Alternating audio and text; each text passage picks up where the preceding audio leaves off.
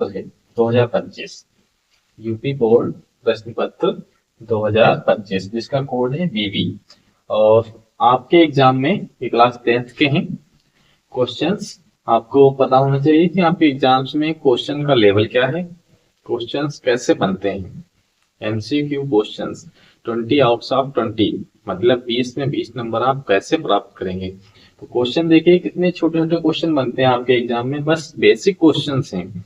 अगर आपकी basic math strong है फिर तो इन क्वेश्चंस को आप एक बार देखेंगे और सबको उड़ा देंगे, बिल्कुल धुआं धुआं कर देंगे।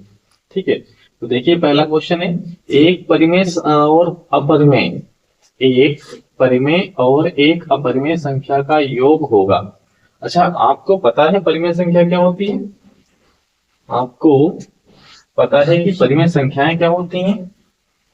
परिमेय संख्याएं जो होती है ना, वो होती है जिन्हें हम p अपॉन क्यू के रूप में लिख सकते हैं और एक कंडीशन लगी होती है q is not equal to 0, p and q belongs in integer. अच्छा, p और q वो इंटीजर है और इंटीजर आपको पता होने चाहिए क्या होते हैं। इंटीजर जो होते हैं वो होते हैं 0 plus minus 1 plus minus 2 plus minus 3। आपने नंबर लाइन पर भी इन्हें शो किया है, plus minus 5 dot dot dot इस टाइप से होंगे। नंबर लाइन पर आप इन्हें शो करते थे तो ऐसे मिलते थे 0 प्लस का 1 प्लस का 2 और प्लस का 3 डॉट डॉट डॉट डॉट, और इधर मिलेंगे आपको -1 -2 -3 -4। अच्छा, p अपॉन क्यू जो हमारी परिमेय संख्याएं होती हैं उन्हें हम p अपॉन क्यू के रूप में लिख सकते हैं, बट p तो इंटीजर्स है ही, क्यू भी इंटीजर्स है, लेकिन उसने कहा कि क्यू की वैल्यू 0 नहीं हो सकती है, मतलब 0 अपॉन 1 है तो एक परिमेय संख्या होगी। यस, क्यों नहीं होगी? क्योंकि हमारी डेफिनेशन है p अपॉन क्यू और कंडीशन लगी होगी क्यू 0 नहीं होगा। है तो दोनों इंटीजर, मतलब p भी इंटीजर है q भी इंटीजर है, लेकिन q की वैल्यू कभी 0 नहीं होगी। तो अपॉन में 0 नहीं आएगा, मतलब -1 अपॉन 2 या फिर -3 अपॉन -4, ये जितने भी ये सब हमारे रेशनल नंबर हैं, यानी परिमेय संख्याएं हैं। अब आपको ठीक से पता होना चाहिए कि अपरिमेय संख्याएं क्या होती हैं। अपरिमेय संख्याएं वो होती हैं जिनका रूट निकालना पॉसिबल ना हो, मतलब जैसे √2 है, √3 है, √5 है, इनकी वैल्यू हमेशा परफेक्ट स्क्वायर में नहीं आएगी। ठीक है, √6 भी आ जाएगा और √7 है, तो ये सब क्या है आपकी अपरिमेय संख्याएं हैं। √2 √3। अब आप खुद से सोच सकते हैं कि एक परिमेय संख्या और एक अपरिमेय संख्या, अगर हम इन दोनों को जोड़ेंगे, एक परिमेय और एक अपरिमेय, मतलब जैसे हमारे पास एक परिमेय संख्या है 2, ठीक, और एक अपरिमेय संख्या है √3। अब इन दोनों को हम जोड़ तो नहीं सकते, बस जोड़ का निशान लगाकर ही लिख सकते हैं। तो परिमेय संख्या अपरिमेय संख्या, जब भी इन दोनों को जोड़ेंगे तो इन्हें भी हम कहेंगे कि ये कैसी संख्या है, अपरिमेय ही है। परिमेय संख्या और अपरिमेय संख्याओं को अगर हम जोड़ देंगे हमेशा, तब भी वो कैसी रहेंगी, अपरिमेय ही रहेंगी। ठीक है, तो हमने बताया कि परिमेय संख्याएं वो होती हैं जहां p अपॉन क्यू, अच्छा q की वैल्यू 0 नहीं होनी चाहिए, मतलब q की जो वैल्यू होगी 1 हो सकती है, -1 हो सकती है, -2 हो सकती है, मतलब दुनिया का कोई भी इंटीजर कहीं से भी पकड़ लो, बट यहाँ पर 0 नहीं आएगा। 0 आ गया फिर ये परिमेय संख्या नहीं है। ठीक, तो ये एक परिमेय संख्या है क्योंकि इसके अपॉन में हम कितना ले सकते हैं, 1, तो 2 हमारा परिमेय संख्या है और √3 कैसी है, अपरिमेय। बट इन दोनों को अगर हम जोड़ेंगे तो इनका जोड़ हमेशा क्या रहेगा, अपरिमेय रहेगा। तो आपका ऑप्शन सही हो जाएगा डी वाला, 20 राइट। ठीक है, मतलब ये वाला ऑप्शन सही हो जाएगा। ठीक, यहाँ लगाना ठीक नहीं, वरना सी सही हो जाएगा। जो ऑप्शन आएगा आपका वो डी राइट हो जाएगा। ठीक, और इसके बाद कह रहा है संख्या 156 का अभाज्य गुणनखंड क्या है। अभाज्य गुणनखंड के लिए आपको पता होना चाहिए कि अभाज्य संख्याएं कौन कौन सी होती हैं। जब तक आपको अभाज्य संख्याएं नहीं पता होंगी, आप अभाज्य गुणनखंड कैसे निकालेंगे। तो आभाज्य संख्याएं वो होती हैं जो अपने टेबल में आती हैं, केवल और केवल अपने टेबल में। मतलब 1 से तो सभी डिवाइड हो जाएंगी, ठीक है, 1 से 1 भी डिवाइड होगा, 1 से 2 भी डिवाइड होगा, 1 से 3 भी डिवाइड होगा। बात समझ आई? 1 से डिवाइड होना चाहिए और डिवाइड बाई इटसेल्फ, मतलब अपने आप से। जैसे 2 एक ऐसा नंबर है जो 1 से डिवाइड हो जाएगा और 2 से भी डिवाइड हो ही जाएगा, क्योंकि डिवाइड बाई इटसेल्फ, प्रत्येक संख्या स्वयं से डिवाइड होती है। ठीक, इसी प्रकार से आएगा 3 और 5, 7, 11, 13, 17 और 19, 20, 1, 2, 3, 4, 5, 6, 7, 8, 9। तो इस प्रकार से ये जो संख्याएं हमारी, ये कौन सी संख्याएं हैं? अभाज्य संख्याएं हैं। अभाज्य संख्याएं हैं, इन्हें हम कहते हैं अभाज्य संख्याएं। ठीक, ये है हमारे पास अभाज्य संख्याएं। अब आपको सबसे पहले इसमें नजर डालनी होगी कि जो फैक्टर गिवन है, ऑप्शन जो दिए हुए हैं, क्या उनमें सभी अभाज्य फैक्टर हैं? पहले तो एक बार ऐसे चेक कर लें कि 2 भी प्राइम नंबर है, 3 भी है और 13 भी है। ठीक, यहाँ भी 2, 3, 13, 2, 3, 13, 2, 3, 13, यानी सबके सब अभाज्य संख्याएं लिखी हैं, नो डाउट। अब आपको देखना है 156, इन सबकी मल्टीप्लाई करिए, क्या 156 आ रहा है? अच्छा, यूनिट डिजिट से भी आप कर सकते हैं, क्योंकि यहाँ पर जो इकाई का अंक है 156 का, वो कितना है? 6। और आप यहाँ देखेंगे मल्टीप्लाई करेंगे, 3 दूनी 6, सॉरी 3 क्या है 9, 9 दूनी 18, मतलब यहाँ से इकाई का अंक आएगा 8। यहाँ से जो इकाई का अंक आएगा वो आएगा 8, मतलब पहला वाला ऑप्शन नहीं है। ठीक, और इसे भी चेक करिएगा, ये है 4 और 4 3 या 12 और 12 3 या 36। यहाँ से जो इकाई का अंक आ रहा है वो तो आ रहा है क्या? 36। ठीक, चलो इसे रोक देते हैं, इसमें चेक करिएगा, ये है 9।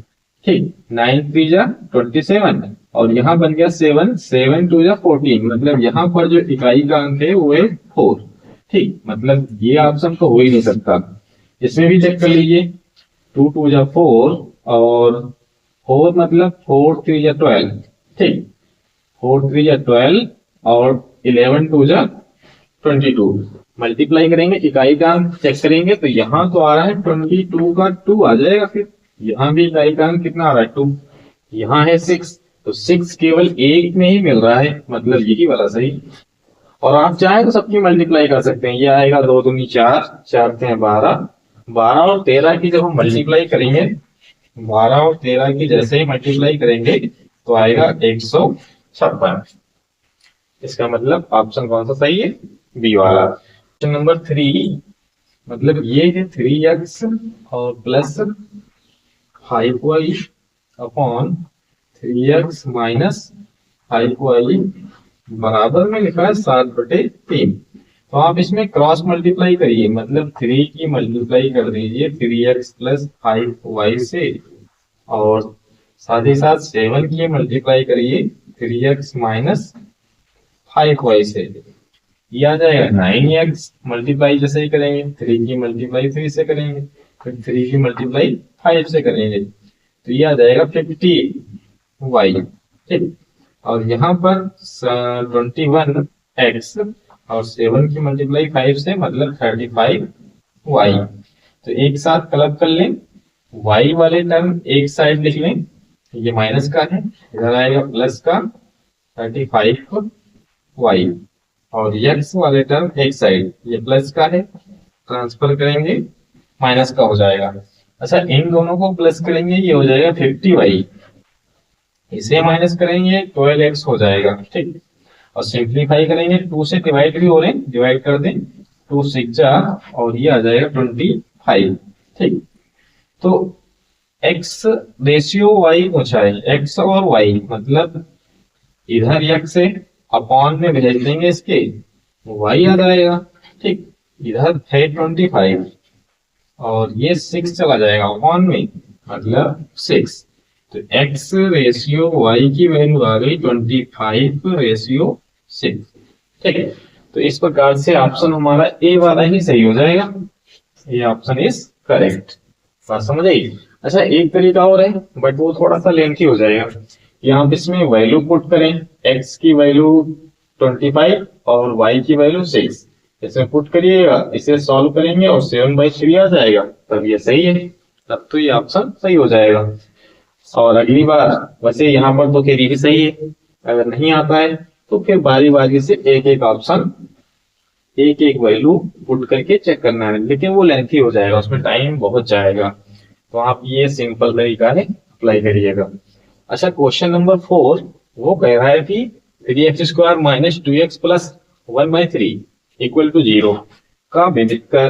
अब विविध कर निकालना आपने सीख लिया है, अब तो आपको सब कुछ आता है, आपकी मैथ समाप्त हो चुकी है और आप सब कुछ जानते हैं।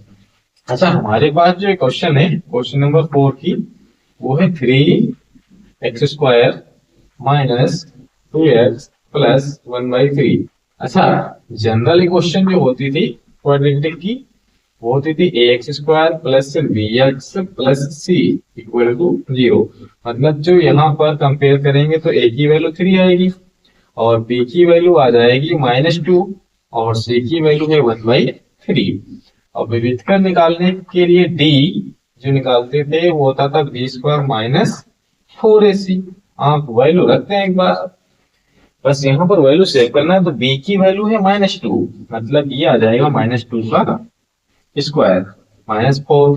अच्छा, a की वैल्यू है 3, a की वैल्यू कितनी है 3 है, तो a की वैल्यू 3 पुट करिएगा और जो c की वैल्यू है वो है 1/3, जो c की वैल्यू है 1/3, तो 3 3 कैंसिल हो जाएगा और ये 2 का स्क्वायर 4 होता है -4। अच्छा, -2 का स्क्वायर है, -2 का स्क्वायर जब हम 2 बार मल्टीप्लाई करेंगे तो कितना क्या आएगा, माइनस माइनस प्लस और 2 2 जा 4, ठीक है।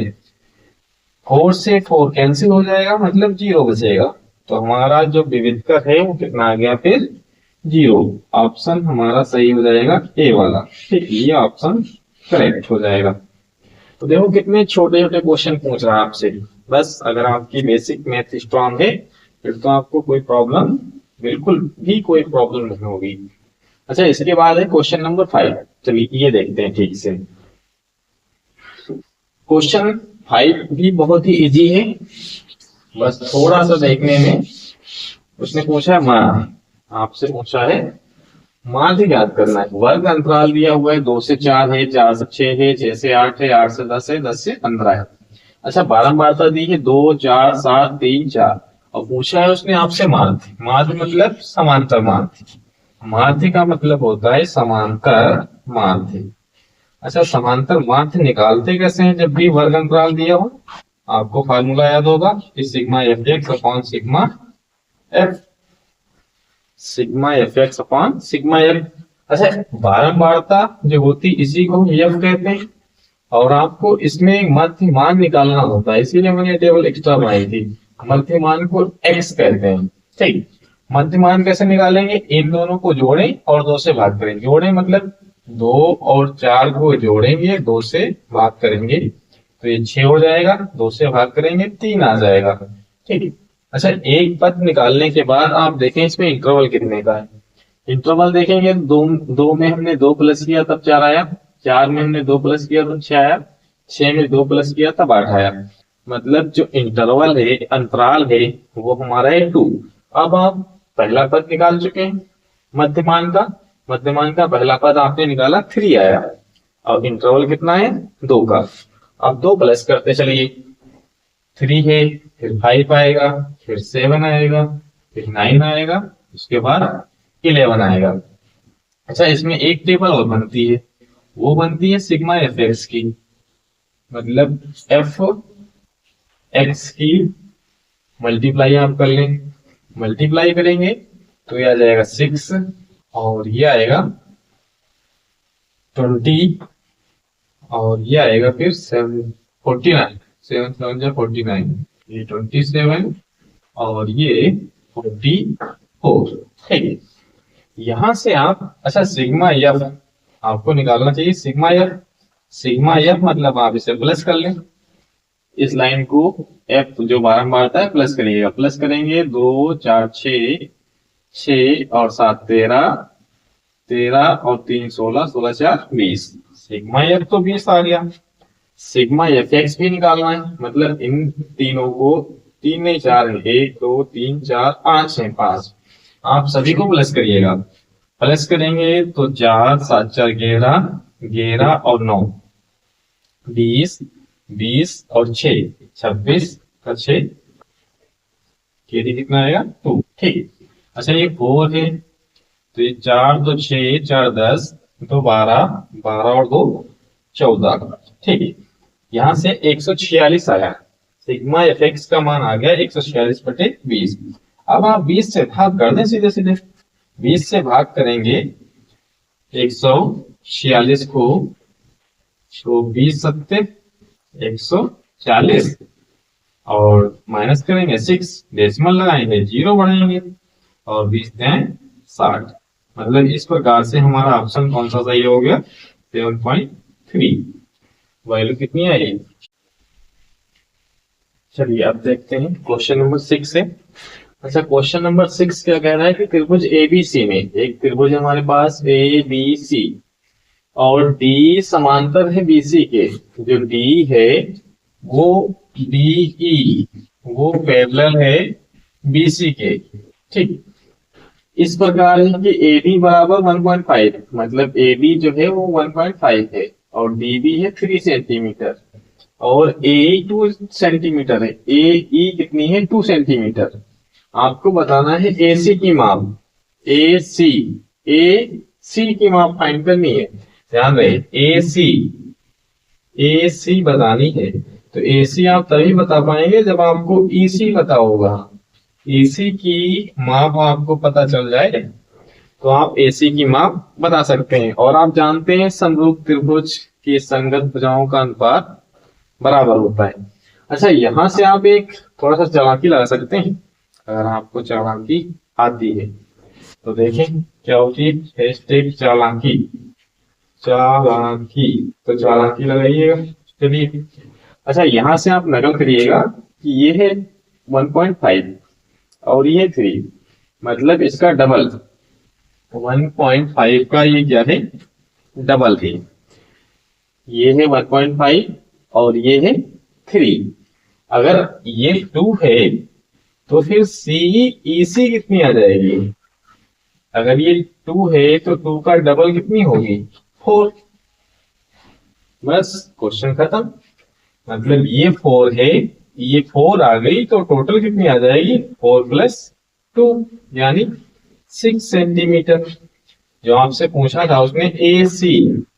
और वैसे आप फार्मूले से भी जा सकते हैं, संगत भुजाओं का अनुपात बराबर होता है, जो समरूप त्रिभुज होंगे उनके संगत भुजाओं का अनुपात बराबर होता है, आपने पढ़ा भी होगा। तो फार्मूला क्या कहेगा हमारा, चलिए हम फार्मूला भी देख लेते हैं प्रॉपर मेथड, चालाकी वाला छोड़कर कि आपको चालाकी आती है नहीं आती है। वैसे इन सवालों में तो ढंग से चालाकी ही लगाई जाती है, क्योंकि लंबे लंबे मेथड लगाने से आपका टाइम खराब जाता है और फिर आप जो सब्जेक्टिव क्वेश्चन होंगे उन्हें करने में आपको दिक्कत होने लगती है, क्योंकि आपका टाइम सब इधर ही समाप्त हो चुका है। तो इसलिए यहाँ पर जितनी हो सके उतनी चालाकी लगाएं। ठीक, चलिए यहाँ सब्जेक्टिव मेथड भी देख लेते हैं। मतलब एडी अपॉन ये आ जाएगा बीडी। ठीक, समरूप त्रिभुज जो होते हैं उनकी संगत भुजाएं क्या होती हैं बराबर, तो ये ए अपॉन यहाँ से आ जाएगा फिर ई सी। ठीक, और एडी है 1.5, बीडी है 3, ईसी एस जो ए है वो है 2। सबकी वैल्यू पुट करिएगा और ये आप डेसिमल रिमूव करेंगे 30 आ जाएगा। ठीक, 15 मिल जाए 15, 15 2 जा 13। यहाँ से आप ईसी कैलकुलेट करिएगा, फिर ये 2 2 जा 4, तो ईसी की वैल्यू आ गई 4। और ईसी जैसे ही 4 आएगी एसी हम बता देंगे क्योंकि वो तो ऑलरेडी 2 है। तो एसी की जो वैल्यू आएगी वो कितनी आएगी 6, यानी ऑप्शन हमारा कौन सा सही हो जाएगा, ए वाला। तो ऑप्शन ए को टिक करिएगा ना। ठीक है, और क्वेश्चन नंबर जो 7 है क्या है, बिंदुओं 2, 3 और 4, 1, 2, 3 और 4, 1। अच्छा इनके बीच की दूरी बतानी। आपके पास जो पॉइंट है वो है 2, 3 और है 4,1। और दूरी के लिए जो फार्मूला था ना, वो क्या था कि आप पहले में से पहला माइनस करें, जो भी पहला है पहले में से पहला माइनस करें, उसका वर्ग करें। डिस्टेंस फार्मूला क्या कहता है कि पहले में से पहला माइनस करिएगा और उसी का वर्ग करिएगा। ठीक, फिर बीच में चिन्ह आता है प्लस का, फिर दूसरे में से दूसरा माइनस करिएगा और बीच में जो साइन आएगा वो माइनस का आएगा। ठीक है, यहाँ साइन केवल प्लस का आता है। वैसे आपको फार्मूला भी पता होगा, नहीं पता है तो लिख देते हैं x1 माइनस x2 का whole square plus y1 minus y2 का होल स्क्वायर। इस फॉर्मेट में आप इसे x1 कहते हैं, इसे y1 कहते हैं, इसे x2 कहते हैं और इसे y2 कहते हैं। ऑब्जेक्टिव क्वेश्चन है, हमें ज्यादा फार्मूला लिखने की जरूरत है नहीं, बस आपको इतना पता होना चाहिए कि हम पहले में से पहली संख्या माइनस करेंगे और दूसरे में से दूसरी संख्या माइनस करेंगे, दोनों का वर्ग करेंगे। तो हमने पहले से पहली माइनस की, उसका वर्ग किया, फिर बीच में आता है प्लस, क्या आता है प्लस, फिर दूसरे में से दूसरी माइनस करिए और उसका करिए वर्ग। इसे सॉल्व करिएगा, बस आंसर ये 2 और -4 मतलब ये -2 का स्क्वायर और ये बचेगा 2 का स्क्वायर। ठीक, और 2 का स्क्वायर होता है 4, ये भी आएगा 4। अच्छा 4 4 होता है, 4 4 8 होता है। अब 8 के आप फैक्टर कर लें, मतलब 2 इंटू 2 इंटू 2। ठीक है, और इसमें से एक पेयर है यानी 2 बाहर निकलेगा, अंदर कितना बचेगा √2 इकाई या मात्रा, जो भी लिखना चाहें आप ले सकते हैं। तो 2√2 कहाँ है, 2√2 यानी ऑप्शन हमारा सही हो जाएगा बी वाला। ठीक है, तो कितने इजी क्वेश्चन है। वैसे तो आप देखते ही कर सकते हैं, यहाँ से सीधे सीधे 2 में से 4 माइनस करेंगे बचेगा 2, 2 का स्क्वायर 4, और 3 में से 1 माइनस करेंगे बचेगा 2, 2 का स्क्वायर 4, 4 4 8 यानी √2 √8। सीधे सीधे आप मन में ही कैलकुलेट कर सकते हैं √8, और √8 को क्या लिख सकते हैं 2√2 यानी 2√2 मात्रक। तो कितना इजी क्वेश्चन था। अच्छा क्वेश्चन नंबर जो 8 कह रहा है, 8 नंबर क्वेश्चन, अच्छा अब ये तो किसी काम का नहीं, इसे तो हमने कर ही लिया। जो 8 नंबर क्वेश्चन है वो कह रहा है कि यदि द्विघात समीकरण 3x² - 12x, द्विघात समीकरण है 3x² - 12x प्लस m बराबर 0, और कह रहा है के मूल बराबर है, के मूल बराबर है। अच्छा इसे आप जनरल द्विघात समीकरण से तुलना करिएगा तुरंत। जब भी आपको द्विघात समीकरण मिले ना, आप इन दोनों की पहले काम है इसमें तुलना करो, सबसे पहला काम है तुलना। अब जैसे ही आप तुलना करेंगे तो यहाँ देखेंगे a की वैल्यू है 3 और जो b की वैल्यू है वो है -12, यानी जो b की वैल्यू है -12 और c की वैल्यू है वो है m, c की वैल्यू कितनी है m। अच्छा द्विघात समीकरण दी हुई है, के मूल बराबर है। अच्छा मूल बराबर तभी होते हैं जब d का मान क्या आता था 0, विविध कर 0 हो जाएगा तभी मूल हमारे क्या होंगे बराबर होंगे। अब विविध कर कैसे निकालते थे, आपको पहले से ही पता है b² - 4ac, जो d की वैल्यू होती है वो होती है b² - 4ac। बस इसमें वैल्यू भरिएगा, ये है -12 का स्क्वायर और -4, a का मान है 3 यानी 3 और c की वैल्यू है m। आपसे पूछा था उसमें m का मान। अच्छा 12 का स्क्वायर 144, ये माइनस का है, 4 12m बराबर 0, ये है 144 और ये माइनस का है, उधर भेजेंगे तो ये प्लस का हो जाएगा, 144 बटे में आ जाएगा 12 मतलब m। 12 से भाग करेंगे 144 को तो 12 बार ही जाएगा, तो m की वैल्यू इस प्रकार से हमारी कितनी आ गई 12। देखो कितना सरल क्वेश्चन था। बस आपको एक कंडीशन पता होनी चाहिए कि मूल बराबर कब होंगे और मूल वास्तविक कब होते हैं, मूल काल्पनिक कब होते हैं। तो मूल वास्तविक होते हैं जब b² - 4ac का मान ग्रेटर देन 0 हो, मतलब डी की वैल्यू जब पॉजिटिव आएगी, डी का मान अगर प्लस में आएगा, तभी मूल हमारे वास्तविक होंगे। और यहाँ तो कहा था बराबर होंगे, बराबर तभी होते हैं जब डी की वैल्यू 0 के बराबर हो जाए। मूल हमारे बराबर तभी होंगे जब विविधकर 0 हो जाए, विविधकर 0 हो जाए, बिल्कुल याद कर लीजिए। अच्छा, इसके बाद है क्वेश्चन नंबर अगला 9 नंबर कह रहा है 15 और 25, 15 और 25, 15 और 25, 15 और 25 का एचसीएफ गिवन है, ठीक है, 5 है। तो आपसे कह रहा है एलसीएम बताइए। तो या तो आप एलसीएम निकाल लीजिए 15 और 25 का आप निकाल लीजिए एलसीएम। एलसीएम निकालने के लिए डिवाइड करिए 3 से, 3 5 जा, और ये तो होगा नहीं, अगेन 5 से, 5 1 जा, 5 5 जा, फिर से 5 1 जा, 5 1 जा, तो मल्टीप्लाई करेंगे 5 5 जा 25, 25 3 जा 75, तो ये हमारा आ जाएगा एलसीएम, ठीक, कितना आएगा 75। अच्छा, दूसरा तरीका क्या है एलसीएम निकालने के लिए? एक फार्मूला भी होता है एलसीएम के लिए, ठीक है। फर्स्ट नंबर मतलब पहली संख्या गुणे सेकेंड नंबर, ठीक, जो भी नंबर है उन दोनों मल्टीप्लाई अपॉन एचसीएफ। तो फर्स्ट नंबर है हमारा 15 और सेकेंड नंबर है 25 और एचसीएफ है हमारे पास कितना है 5, तो 5 से डिवाइड कर दो, 5 टाइम जाएगा और 15 5 से 75, ठीक। जब भी आपसे एलसीएम पूछे या तो आप प्रॉपर मेथड से कर लें, जो भी आपके पास प्रॉपर मेथड है, जैसे आपने अभी तक एलसीएम फाइंड किया है, ठीक। और दूसरा फॉर्मूला ये भी है कि एलसीएम निकालने के लिए फर्स्ट नंबर मतलब पहली संख्या गुणे दूसरी संख्या बटे मासा, यानी एचसीएफ, ठीक। अगर आपसे एचसीएफ पूछ ले तो इसे शिफ्ट कर देना एलसीएम की जगह पर, एलसीएम को शिफ्ट कर देना एचसीएफ की जगह पर, ठीक है। जब अगर आपसे पूछ ले एचसीएम तो एलसीएम से डिवाइड कर देना, एलसीएम से डिवाइड कर देना, और अगर आपसे पूछता है एलसीएम तो एचसीएफ से डिवाइड कर देना। देखो कितने छोटे छोटे क्वेश्चन आपके एग्जाम में बनते हैं, अगर आप ठीक से प्रैक्टिस कर रहे हैं फिर तो 20 में 20 मार्क्स ले आएंगे। इतने क्वेश्चन इजी हैं, बस आपकी प्रैक्टिस स्ट्रांग होनी चाहिए, ज्यादा से ज्यादा क्वेश्चन प्रैक्टिस करिएगा, ठीक है। देखते हैं आगे क्वेश्चन।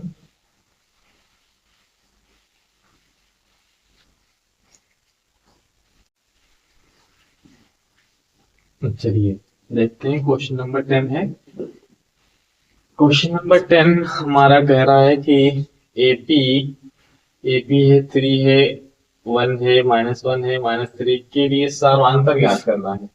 अच्छा, सार्वांतर कैसे निकालते थे आपको पता है, सार्वांतर को हम b से रिप्रेजेंट करते थे और निकालते थे दूसरे पद में से पहला पद माइनस करके। अच्छा, दूसरा पद है 1 और पहला पद है 3।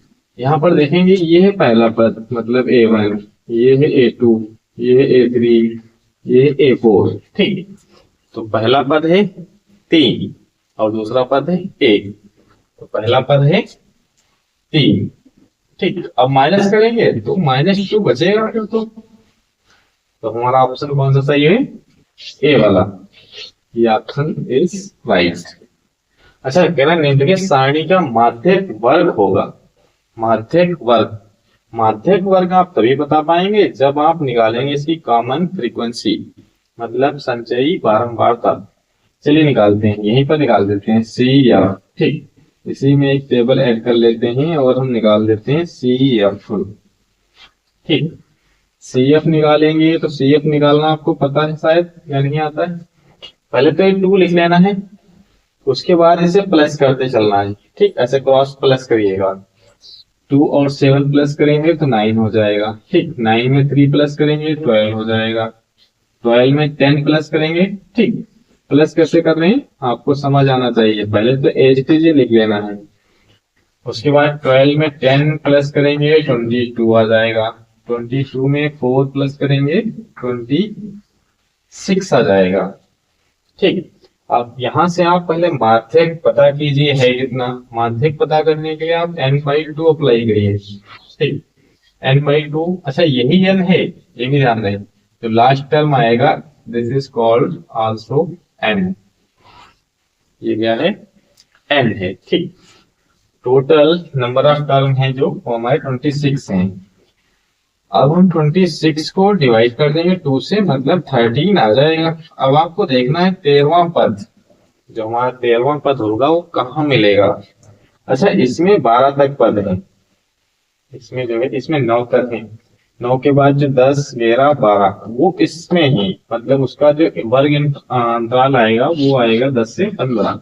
लेकिन हमें चाहिए 13। 13वां कहाँ मिलेगा, 22 में मिलेगा ना, क्योंकि 12 के बाद 13 आता है। और इसमें 13, इस वाले में 13 से लेकर 22 तक है पद। तो इसका वर्ग अंतराल जो आएगा फिर वो आ जाएगा 15 से 20। तो 15 से 20 ये लिखा है शायद, दिस इज राइट। बात समझ आई। सबसे पहले आपको निकालनी पड़ेगी कॉमन फ्रीक्वेंसी। कॉमन फ्रीक्वेंसी निकालने के बाद आपको निकालना पड़ेगा माध्यिका। माध्यक यानी माध्यिका कह रहे हैं या माध्यक कह रहे हैं, वो कैसे निकालते हैं, n/2 से। n/2 अप्लाई करिएगा सीधे सीधे, 26.2 यानी 13। अच्छा इसमें देखें ये कह रहा है 10a बराबर 1। अच्छा 10a मतलब 10 का मान 1 किसमें होता था, आपको पता होगा 10 का मान जो 1 होता था वो 10 45 में होता था। 10 की जो वैल्यू 1 आएगी वो कहाँ आएगी, 45 डिग्री में। ठीक, आपने टेबल याद की होगी और आपको पता भी होगा। तो यहां से जो a का मान आ जाएगा वो 45 आ जाएगा, और a का मान जैसे ही 45 आएगा हम निकाल लेंगे फिर 2 sin 45 और cos 45, मतलब 2 sin 45, 2 sin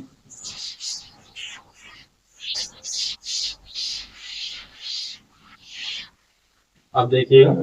अच्छा यहाँ पर जो 10a की वैल्यू है वो है 1, और आपने टेबल याद की थी कि 1 मान कहाँ होता है, 1045 का होता है। जो 1 वैल्यू होती है वो होती है 1045 की। तो यहाँ से जो a की वैल्यू आएगी मतलब एंगल आएगा वो 45 डिग्री आ जाएगा। ठीक, और आपको जो फाइंड करना है वो फाइंड करना है 2 sin a मतलब 45।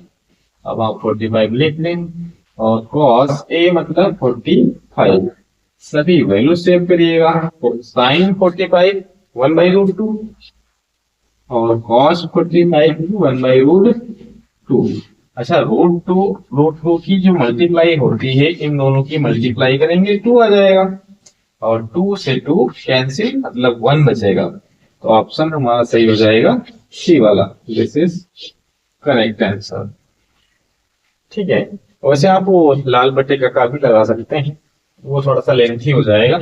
10a बराबर 1 दिया है और आप चलेंगे लाल बटे कका की तरफ, तो ये आएगा लंब बटे आधार। लंब भी एक इसके फॉर्म में एक लिख सकते हैं, लंब और आधार सेम सेम हो जाएंगे।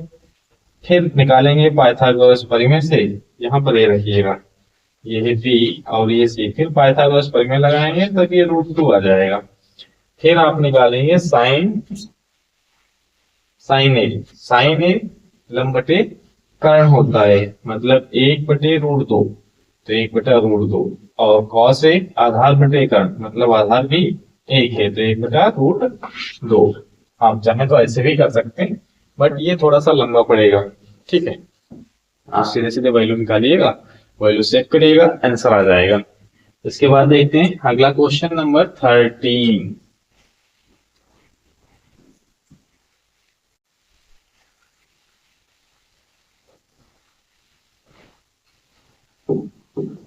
देखते हैं क्वेश्चन नंबर 13 है, कह रहा है एक वृत्त के केंद्र से 25 सेंटीमीटर दूर स्थित एक वृत्त।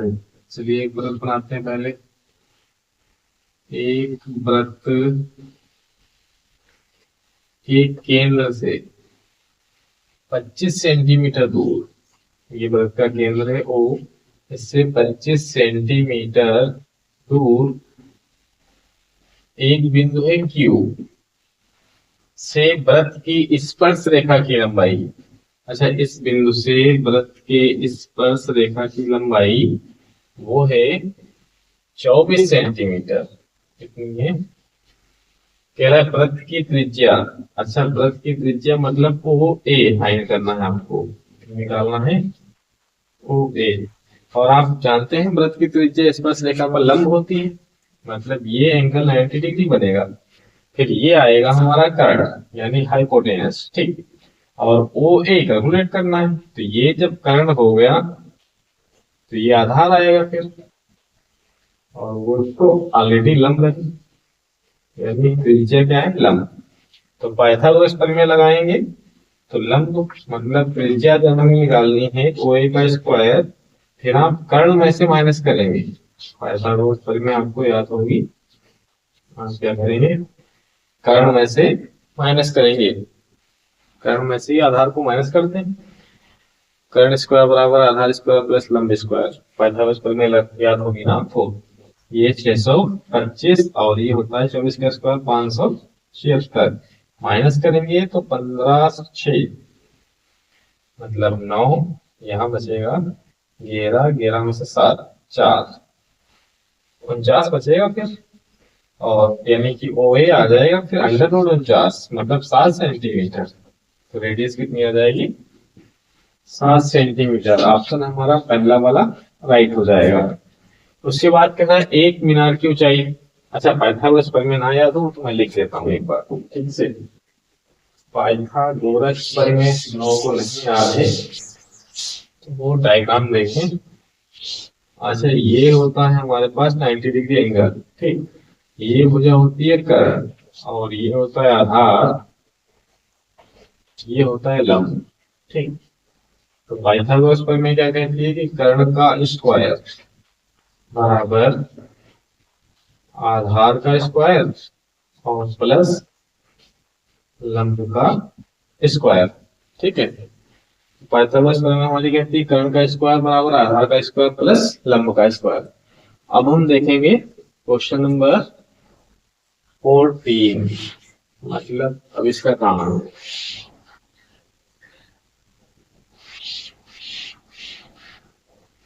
14 नंबर क्वेश्चन कह रहा है एक मीनार की ऊंचाई 20 मीटर है। अच्छा, एक मीनार है जिसकी ऊंचाई कितनी है? मीनार तो ऐसे ही बनेगी, ये है मीनार, ये क्या है? मीनार। अच्छा, इसकी ऊंचाई है 20 मीटर, ये जो है 20 मीटर ऊंची है। और कह रहा है जमीन पर बनने वाली इसकी छाया की लंबाई, जो इसकी छाया बन रही है उसकी लंबाई है 20√3 मीटर। छाया, जो मीनार की छाया बनेगी उसकी लंबाई है 20√3 मीटर। तो कह रहा है कोण का मान होगा। अच्छा, छाया कोण का मान कितना आ जाएगा? इसमें आप लगाएंगे tan थीटा। tan थीटा क्या होता था? लाल बटे का, मतलब लंब बटे आधार। लंब कितना है? 20, आधार कितना है? 20√3। ये कैंसिल हो जाएगा, मतलब 1/√3 बचेगा। 1/3 मतलब 10 होता है। 10 का मान होता है 1/√3। तो यहाँ से फिर थीटा का मान आएगा 30 डिग्री, यानी कि ऑप्शन हमारा ए वाला सही हो जाएगा। फिर कौन करेक्ट होगा? ए, क्योंकि मीनार की लंबाई है और मीनार की छाया बन रही है, ठीक है।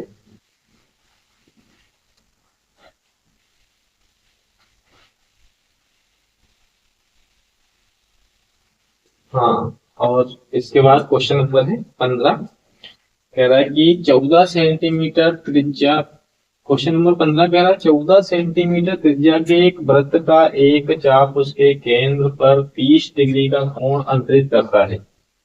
संगत त्रिज्यखंड का क्षेत्रफल ज्ञात कीजिए। अच्छा, त्रिज्यखंड का क्षेत्रफल निकालते हैं तो थीटा बटे 360 और पाई आर स्क्वायर। त्रिज्यखंड, अच्छा कोण तो 60 डिग्री है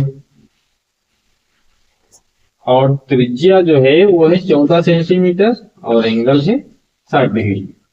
कोण त्रिज्यखंड का क्षेत्रफल थीटा बटे 360 इंटू पाई आर स्क्वायर, यही तो होता था त्रिज्यखंड का क्षेत्रफल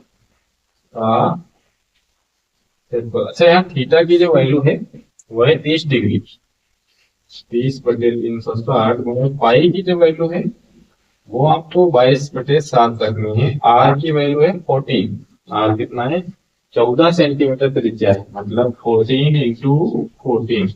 बस ये सॉल्व करिएगा, 7 टू जा और ये 0 0 कैंसिल हो जाए, 3 1 जा 3 2 जा, ठीक। और ये बचा 22 बटे 12 गुणे 2 गुणे 14। अच्छा और भाग हो जाएगा, 2 संग 12, 2 3 6, ये 11 बचेगा। अब नहीं भाग होगा, 14 11 गुणा कर लो, 14 एकम 14, 14 एकम 14 और 1 15, यानी 154 बटे 3 आ रहा है कहीं पर, तो 154 बटे 3 ये ऑप्शन सही हो जाएगा। त्रिज्यखंड का क्षेत्रफल 154 बटे 3 सेंटीमीटर स्क्वायर, ठीक है। चलिए आगे देखते हैं क्वेश्चन नंबर 16।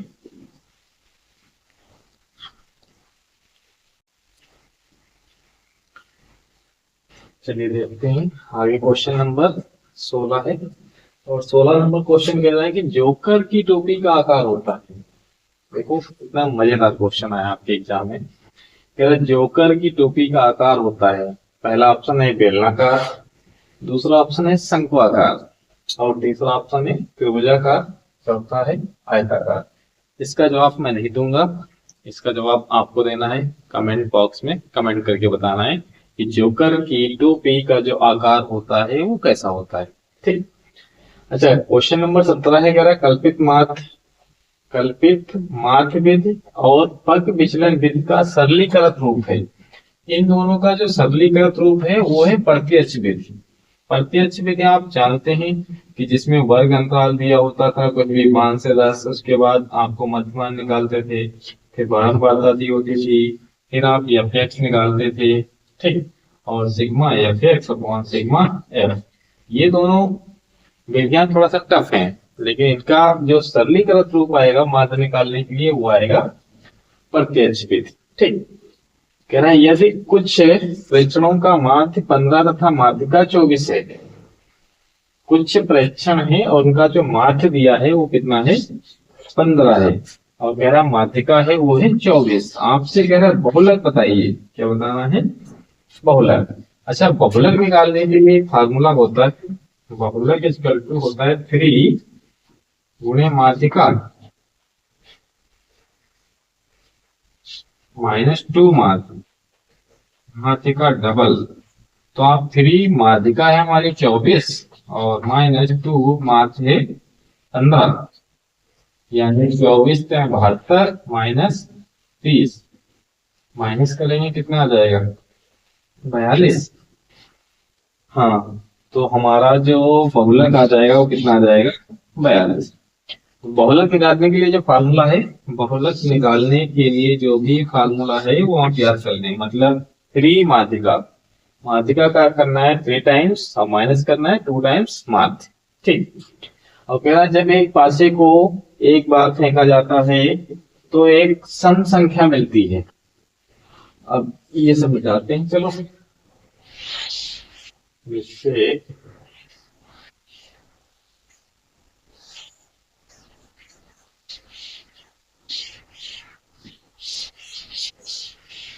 क्वेश्चन हमारा क्या कह रहा है कि एक पासे को एक बार फेंका जाता है तो एक सम संख्या प्राप्त होने की प्रायिकता। अच्छा पासे में जो सैंपल स्पेस पासे का होता है उसमें अंक होते हैं 1 2 3 4 5 6।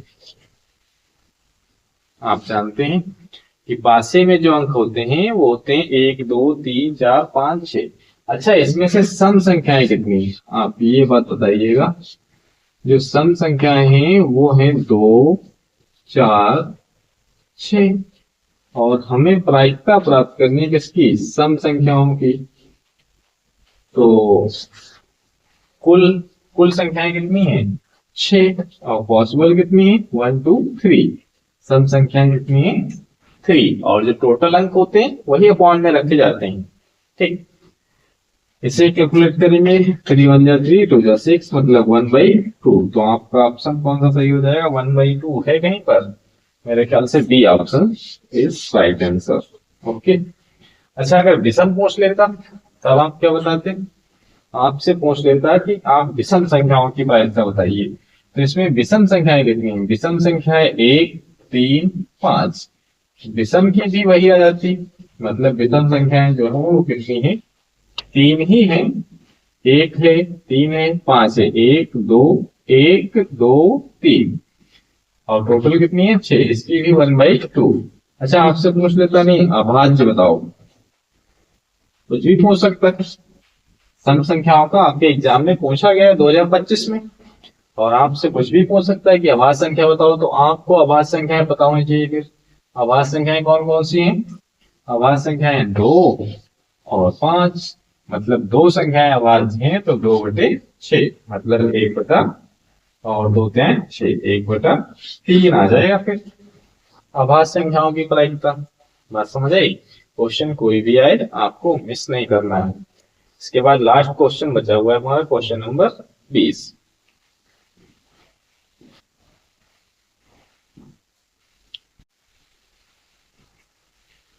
अच्छा क्वेश्चन नंबर जो 20 है हमारा, क्या कह रहा है? 52 पत्तों में से एक पत्ते को यादृच्छा निकालने पर पत्ते के रानी होने की प्रायिकता।